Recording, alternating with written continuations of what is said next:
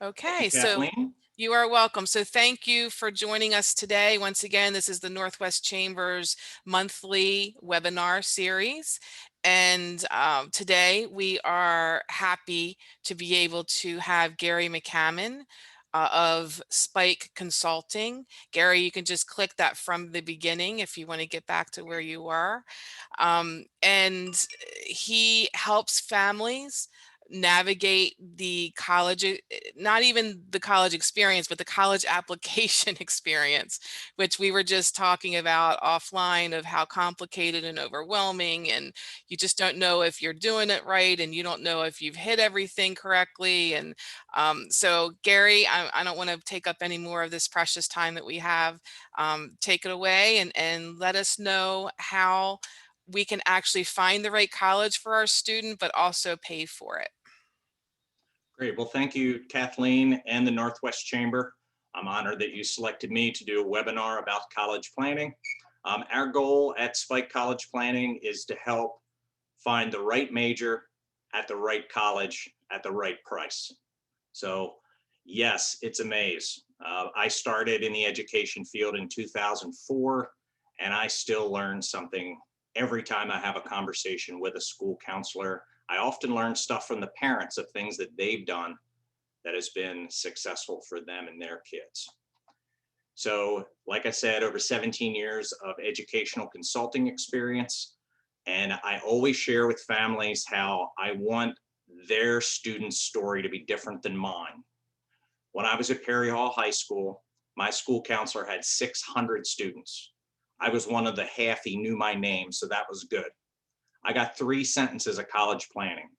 You did good on the SATs and math. Engineers make a lot of money. Let's apply to these 5 schools. So followed that advice. I chose University of Delaware because it was 60% women. 1 semester later, my blood alcohol level was higher than my GPA, and I wasn't an engineer anymore. So I switched to a really related degree, journalism. And the reason I work with families all the way through until their student has a career after college is because for the last 5 semesters at Delaware, the senior editor of the Philadelphia Daily News was my professor. Now, did I ever travel to Philadelphia to visit him at work? No. And I had no idea until 10 years after I graduated that there was a paid internship at the Philadelphia Daily News. So that story will not be a student story at Spike College Planning. So why should you college plan? We look at college planning from a financial perspective as the largest toll booth on the road to retirement. And so with the families, I always want, from the very initial consultation, I want everybody involved in the process to be online with me, whether that's on Zoom or in the same room or whatever. Because if the grandfather is going to be paying money for the college, there's important things that the grandfather needs to know in order to avoid some of the pitfalls that we'll talk about later. So for my families, I also share how I do college planning, HOW, honesty, open-mindedness, and willingness. So the families who are the most open-minded and willing always get the best results every time. So here's something about the cost of college. So if you look at the last 20 years or 20 years into the future here, 2002 to 2022, here's what it costs at an average public university, a private college, and an elite college in 2002. There's 2012, and that's what it's going to look like in 2022. College has gone up about 6% a year for the past 50 years. And now with COVID, some of the colleges want a real nice pat on the back if they keep their costs level for this year, which to me, that's appalling.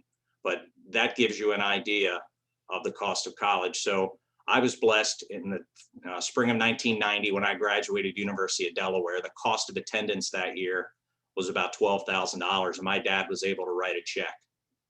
This fall, it's $58,000 unless you major in engineering, and then they add an additional $4,000 on. So that means that $12,000 program in 1990 in 2020 was $62,000. Crazy. So here's some of the stats that people really don't know about college planning. So more than a quarter of freshmen don't even go back for their sophomore year. A third of students transfer to a different college. They either picked the wrong school or they weren't set on their major and they wound up somewhere else. Almost half never graduate college at all. And the number one reason most students don't graduate and don't have an excellent experience, very easy: lack of money. They run out of money. Their parents run out of money. So when I walked into University of Phoenix Timonium campus in 2004, a freshman student in college was able to get $5,500 in Stafford loans from the federal government. Today, all those years later, a freshman student gets $5,500 in Stafford loans from the government. It's the same $5,500, even though the cost of college has gone up 6% every year. So that means the parents are more on the hook if they don't have a college planner to work with them. So when you look at the sticker price of a college, that's really only half the battle. And here's some of the other things. I'm not going to read through all of these things, but these are all things that have to be considered. And Kathleen is exactly right when she detailed about how it's such a maze, and it continues to change. For the schools that were on a webinar I was on the other day, Towson, College Park, UMBC, and Johns Hopkins, every one of those schools is SAT test optional for the next class, the one that starts in 2022. So they've extended that SAT test optional for an additional year. So there is a possibility that SAT tests may go away. They really don't give an accurate description for a college on how successful a student's going to be. My math score was 760. My verbal score was 550. And what's my degree in? The verbal one, journalism. So it meant nothing for me. So even though there's over 2,500 quote unquote nonprofit colleges, they're all about profit. They're all about being a big business. There's more than 100 colleges that have endowment funds of larger than $1 billion. So that's important to know. These nonprofits aren't your local little nonprofit. They are huge business. So there are two different places where we interact with at the college. The admissions people, they determine if your student is able to get into the school, and the financial aid office will determine how much that student has to pay. So the job of an admissions person, and I know this well, from 2004 to the end of 2011, I worked in admissions at 3 for-profit colleges in the state of Maryland. So I'm very familiar with what the duties are, trying to decide if somebody is a good fit for the school. And I love what the director of admissions at Johns Hopkins says. He says, we look at an SAT score for 1 second, and then we look at this. And he puts up a high school transcript. And he shared with my son and I that the student he was looking at on the screen was a freshman math student at Hopkins. And he said, let's look at his math classes. Wow, he got an A in calculus both junior and senior year. His letter of recommendation is from his calculus teacher, so that's good. And let's see his resume. Oh, he was an Eagle Scout. He plays the trumpet. He was the captain of the lacrosse team. They want well-rounded students, because what somebody does on a Saturday morning for 4 hours on an SAT is not always a great indicator of what a student is going to do in college. I'm a perfect example of that. So then there's the financial aid office. When you do FAFSA, the free application for federal student aid, that is done October 1st of a student's high school senior year. And it's done every October after that, as long as they're in college. And it calculates an expected family contribution. And when you select a college, you can select up to 10 at a time. The information from FAFSA goes directly through to the financial aid office of the school. Frankly, those financial aid people are designed to get the students to come to their college while giving as little money as possible. If there's Pell Grants or Stafford loans that come directly from the federal government, those go right to the school. And so therefore the school doesn't have to pay any money. So we'll get into a little a little bit more detail soon. So here's some of the local costs of college. So if you think about tuition, that's what I often hear people interchange with the cost of college. Tuition is only one part of it. If you look at this equation, University of Maryland College Park, their tuition's about $9,500. So if you got tuition for free, you're still paying $20,000 a year. The four-year graduation rate in the United States is 33%. So that quote four-year college is only a four-year college for 1/3 of students. I believe it's because they don't do any planning. They go to major in engineering because engineers make a lot of money, and that's really not the right choice. So you see here what Towson costs, Hartford Community College, and that's an out-of-state number for University of Delaware from the 2019-2020 school year. I already indicated what it is for the following year. So there's two ways to pay for college. You can either use your own money, meaning mostly the parents, or other people's money. So your savings, retirement, what income you make, or you can borrow the money, other people's money, and this is what we focus on at our college planning company. Financial aid, gifts, scholarships, grants, those are all the same thing. Those free money, other people's money. So obviously, gift aid is something that you do not have to repay.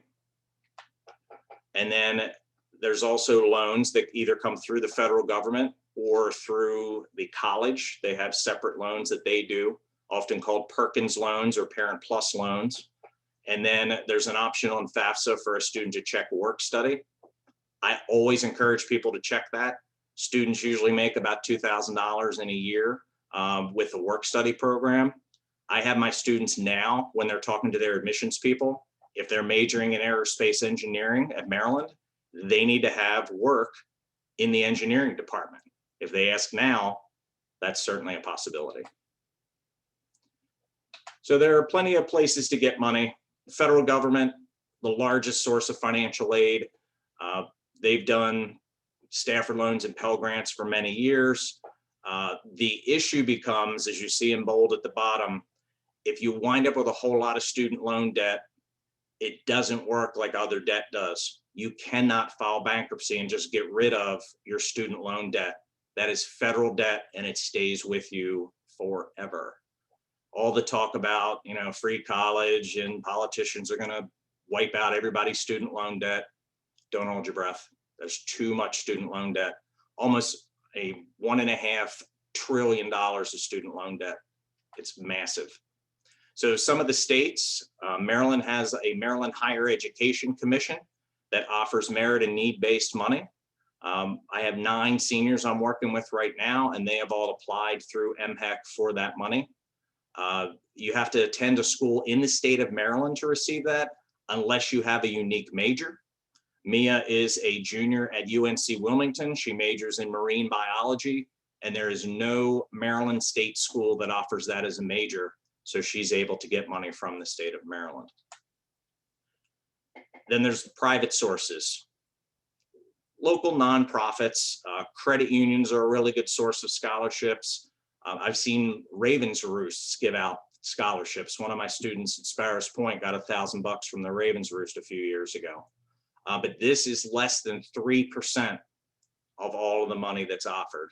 It comes through there. So if you're spending hours and hours applying for $500 scholarships, but you're not working with me to talk to your admissions and financial aid people at the college, you're picking up pennies while dollars are flying out the window. So colleges will offer the most free money of any place.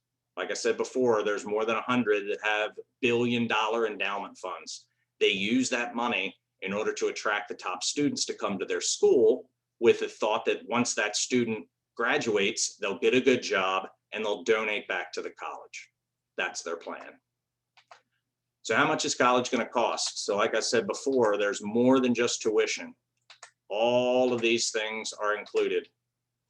I have a cousin who is looking at NC State and University of Hawaii.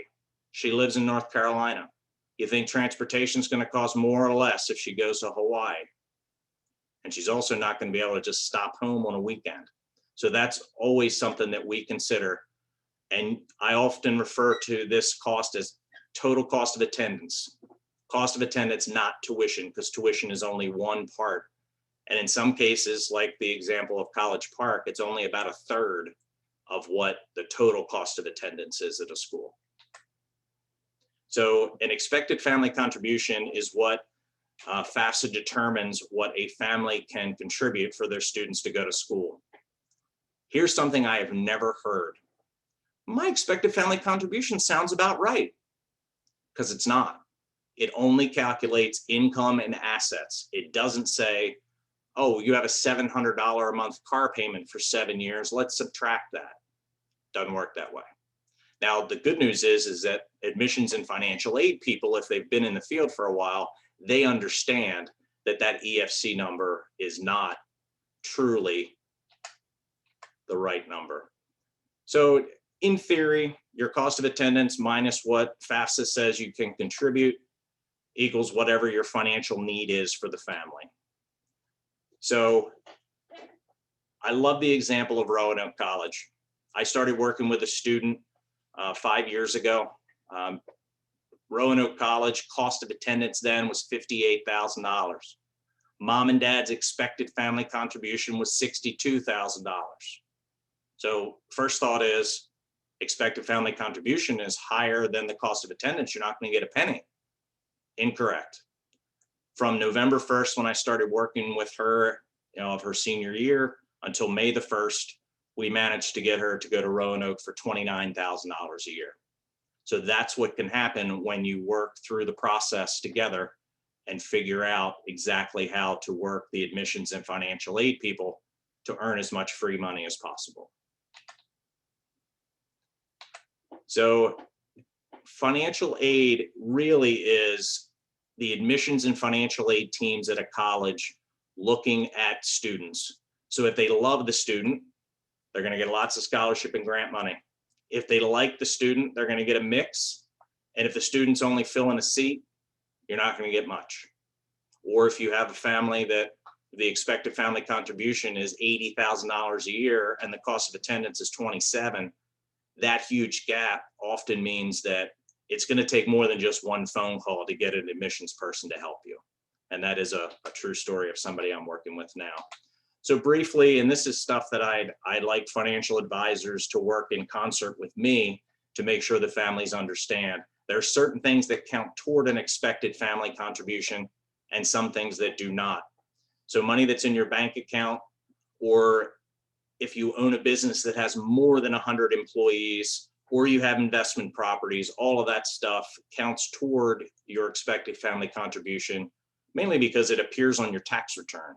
You have to claim the income of a rental property. So wages, rental income, business income, any child support that parents receive, all of that counts toward that expected family contribution. Things that do not count, life insurance, annuities, retirement assets, the value you have in your home. And the asterisk for that is some schools, about 200 schools, use a CSS profile, which is a very detailed, very long financial aid application that looks at the equity in your home and many other factors. So we often advise students not to choose a school that uses that profile if they have, for example, a lot of equity in their home. And then, of course, income that doesn't count toward it is the financial aid or any type of pension rollovers and things like that. So here's an example looking at schools of something that we always want to factor into consideration. If you see down in the middle of the screen, 4, 5, and 6-year graduation rates. There are some schools, as you see, the second column, 15%. University of Nevada, Las Vegas. So yeah, there's probably a lot of distractions in Vegas. But these are numbers that a student and parents should know prior to deciding on what college. Obviously, Princeton with scores like 88%. If someone is at Princeton for 5 years, 95% of those students graduate. That's excellent. That's rare. Most schools, as I said before, the average is 33%. Most schools, it's right around that number. So when we talk about opportunity cost, every extra year that your student spends in school is lost earnings. Instead of making money, they're spending money. And of course, that fifth year or sixth year is going to continually be the most expensive year of college. And that brought me to the end, and I thought there was one more slide.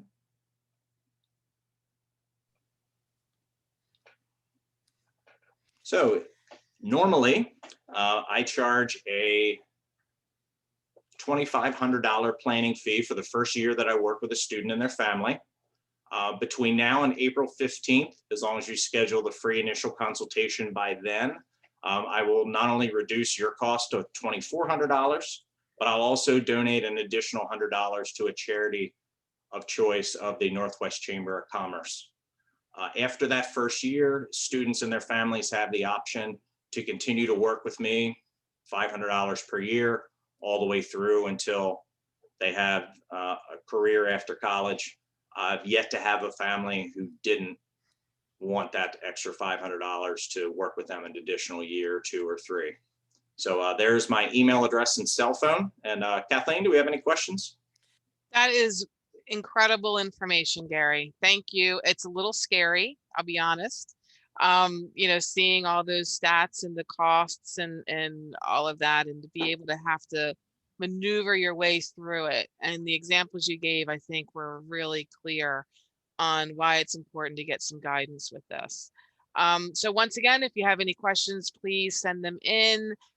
There's a question about when to start doing this. So when do you actually start to plan how to get into college and how to pay for it? Give you the example of my son. He's a senior in high school right now. We started working together the summer after 7th grade. In the fall of 8th grade in Baltimore County Public Schools is when you pick your magnet school.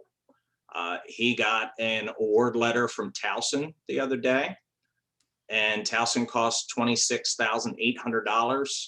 As of right now, Sammy would pay $3,900, and we still have till May the 1st to continue to negotiate. So that's best case scenario.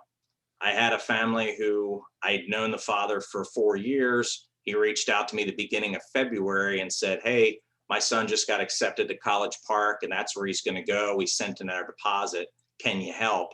And my first thought was, you know, I could have helped a whole lot more 4 years ago, but I've still been able to help him and his family navigate the process, because in a lot of cases, these colleges, you really need to be proactive. If you sit back and wait for them to send you information, for them to reach out to you, good luck. So the sooner the better, back to, say, middle school. Okay, middle school. All right, great. Another question, what is the top thing that a student can do that will assure them acceptance? Meaning, what's something that every admissions person is looking for with a student? A resume. They want students to have a well-rounded life. So that's important. And I think equally their transcript. So taking challenging courses, whether that means AP or whether that means gifted and talented, or if it means being dual enrolled. I often have students who are in high school and college at the same time. So they'll be at Carroll Community College while they're a senior in high school. So admissions people look for somebody who's a well-rounded student, because people with excellent SAT scores fail out of college all the time. Perfect. There's another question. When you talk about addressing the EFC as being higher than the COA, what are you looking at? A string of private scholarships that continue for 4 to 6 years? No, what we did at Roanoke College was the dad and his daughter developed a relationship with the vice president of enrollment. She has her hands on the purse strings of Roanoke College. Every time that the two of them went into her office, they got additional thousands of dollars of scholarships. Plus, she got some money from the local credit union. She got some money from her elementary, middle, and high school PTSAs. She applied for a decent amount of scholarships. And for me as a journalist, I'm a good writer and editor. So when students send their essays to me to edit, I always know who's going to get more scholarships. It's the people who send me the most essays. So Taylor did a really good job of sending essays in. She did graduate in 4 years. She had her teaching certificate, and she's now a teacher. Perfect. Another question, do you have any resources for scholarship search tools you recommend to students? Yes, I always recommend they put the scholarship.com app on their phone. The student, not mommy and daddy, the student needs to be accessing that. The key is to spend 45 minutes to an hour and fill out the profile in detail at the beginning. So when you look through and it has 500 different nationalities, check off every nationality that you are, because that means there's a scholarship associated with it. So that's good. I also have a database that I started back in 2004. I have about 300 different scholarship sites and specific scholarships. My son applied for an Amazon one. It was $40,000 plus a summer internship every year of college. So he applied for that. That was for IT students. So that's the kind of stuff that I can supply to families to guide them through. But the scholarship one that you first talked about was scholarship.com. Is that what it was? Scholarships.com. The Okay. app looks like a navy blue graduation cap with a $sign in it. So Perfect. that's something that the student should put on their phone and walk through. They sort scholarships by due date. So the most recent due date is going to be at the top. And of course, that's something that I guide the families through when I meet with them, either via Zoom or in person. So talking about working with you, there is a question. It starts with, that was both scary and informative, your talk. If you have two children, I assume it's $25 per student for the first year, and then would be $1,000 per year to work with you. Is that correct? Yes, the $2,500 is per student, and the $500 per year is per student. Okay, perfect. All right. Well, we are just about, we timed that pretty well, Gary. That's what We I are was practicing. Yes, you did practice. Good job. So we're at 12:29. We do appreciate, we had a great attendance today. We do appreciate everyone and your attention and your thoughtful questions that you sent to Gary. Once again, if you'd like to talk to him more about any ways that he can help you, I would reach out to him. He's, he has a ton of experience, ton of stories that everybody can relate to. And thank you for everyone that's sending in messages that this was informative. And Gary, everybody's saying what a great information. So thanks again for sharing this. This is being recorded. You can find it later on our Northwest Chamber Facebook page, as well as our Chamber YouTube channel. So if you're not sure where any of that stuff is, go to our website, Northwest Chamber MD, as in Maryland.com, and you'll see the links to go to the Facebook page and the YouTube channels. But that should be up in the next 24 hours. We do thank everybody for coming. And Gary, once again, thank you for such an informative webinar today. Thank you. Okay. All right, everybody, have a great and safe rest of the day.